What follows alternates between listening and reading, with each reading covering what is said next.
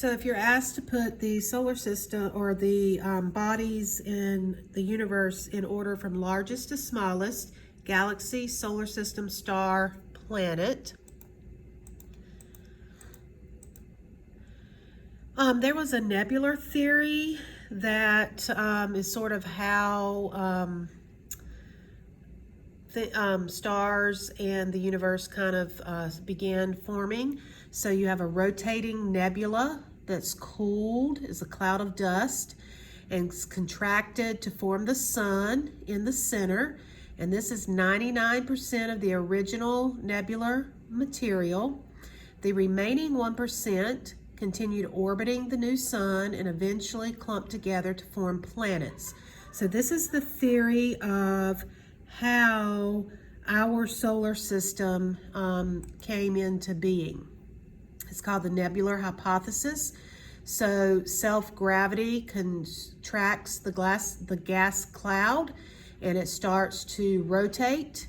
And as it rotates, the central mass forms the protosun, and then eventually the other, due to centrifugal force, the other solid particles come together and form the planets.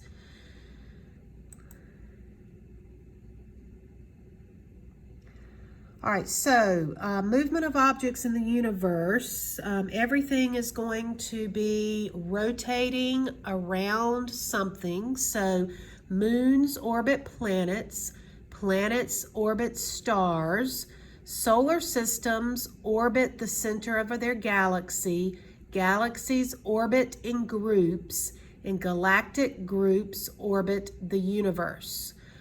So everything is orbiting around something else. Electromagnetic radiation, we reviewed in the videos, one of the videos up above. The sun produces this radiation. It's a form of energy. We have gamma, X-ray, UV, visible, infrared, micro, or TV/radio.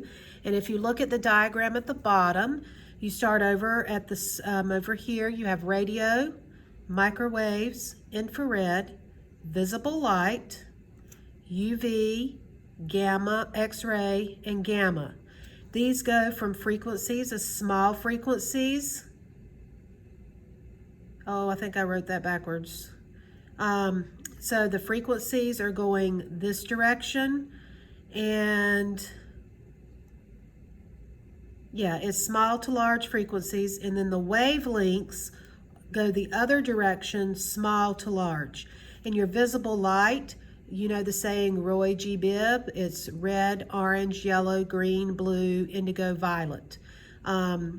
So this is the longer the wavelength of electromagnetic radiation, the less energy it has. So radio waves have less energy because they're spaced out. So that's number 24. All of these move at the speed of light, but they just have different amounts of energy. It's based on their wavelengths. And all of these enter Earth in the form of radiation.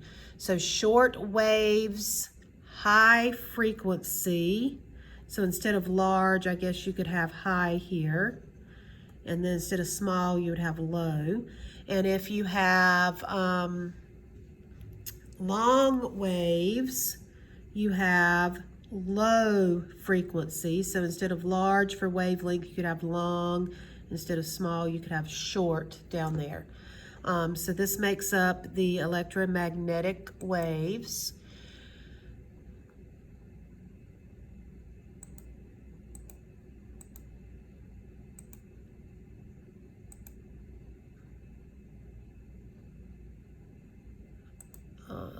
Let's see what else we can, which types of electromagnetic radiation are filtered by the Earth?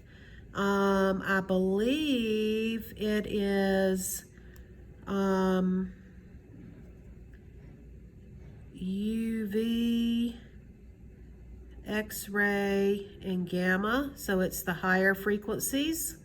But some of it does get in, but not a lot. So that was number 25.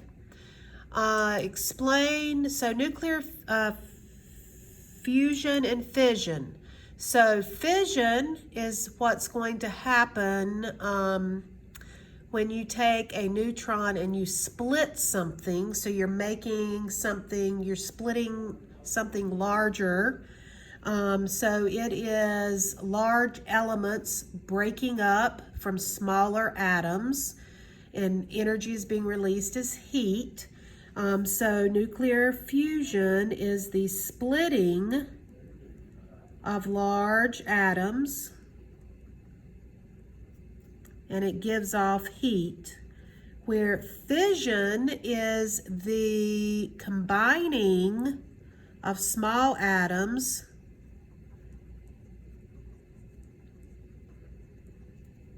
to make large elements, and it releases not only heat but photons and light. So it releases heat, photons, and light. And how does the Earth's magnetic field protect the planet from the effects of radiation? We've talked about that because it deflects, or it causes them to move, kind of bounce off of the Earth. So we would say for number 22, it deflects the radiation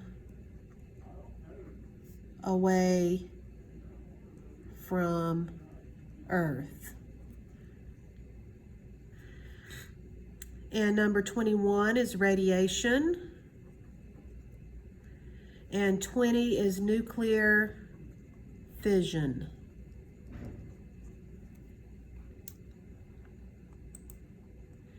All right, the seasons. We've already said up in number 12 that the Earth is tilted on a 23.5 degree axis. In the northern hemisphere, you're going to have summer. We're going to be tilted toward the sun. We're going to get more direct heat, so it's going to be hotter. And in the southern hemisphere, they're going to have winter because they're tilted away from the sun. They're going to get less direct light, and so that is going to produce colder weather. So why does the Earth have seasons? It's due to the tilt of the Earth. So this is 14 on its axis. So I'm going to say NH for northern hemisphere. We have summer when Earth is tilted toward, or the northern hemisphere is tilted toward the sun. And then we'll have winter when it's tilted away from the sun. So it's due to the tilt and the rotation. So here you can see how it's tilted as it goes around on this slide. Seasons are caused by the tilt of the axis, not how close we are to the sun. So we're either tilted toward the sun or we're tilted away from the sun.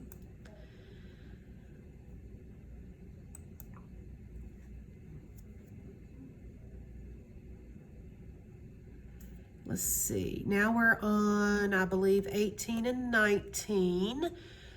So what is springtide and why does it occur? Springtide is when the Earth, Moon, Sun are lined up, linear, in a straight line. And we're going to have, so you have the sun and the moon pulling in the same direction. So that means it's going to affect the tides. So we're going to have, I think it's the highest high tide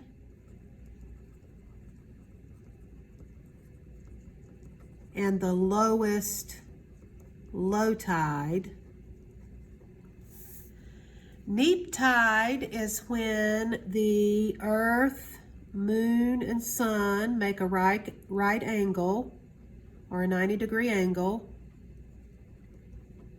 And so the Moon and the Earth are counteracting each other. So we're going to have the lowest high tide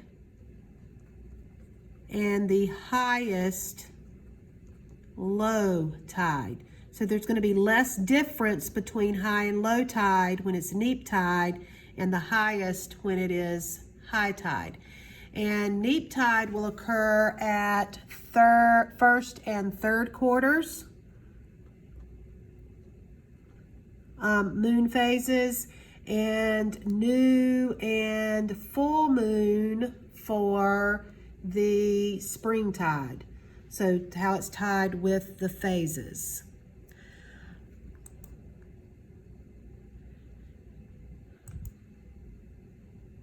Remember that the equator is hotter than the poles because the equator is going to get more direct sunlight than at the poles. This causes the oceans to, or unequal heating, so the land is going to heat up quicker than the oceans, and it helps with some of our climate. And solar energy is very important for getting chemical energy, so photosynthesis with plants, where the solar energy is then converted into chemical energy and used for food. I believe the only one that we did not get to talk about is the Big Bang Theory, number 1. So you'll want to go back in our notes or in the lesson on the origin of the universe and to get how the universe was created. So number 1, you'll need to look up. 6, the sun is stationary while planets orbit around it. This is false based on the barycenter, and the universe is expanding. Remember, this is true. We know this from the red shift we talked about from the electromagnetic spectrum. So go back into the lessons on the origin of the universe at the beginning of this unit to get the answer to number 1. Here are the answers to your study guide.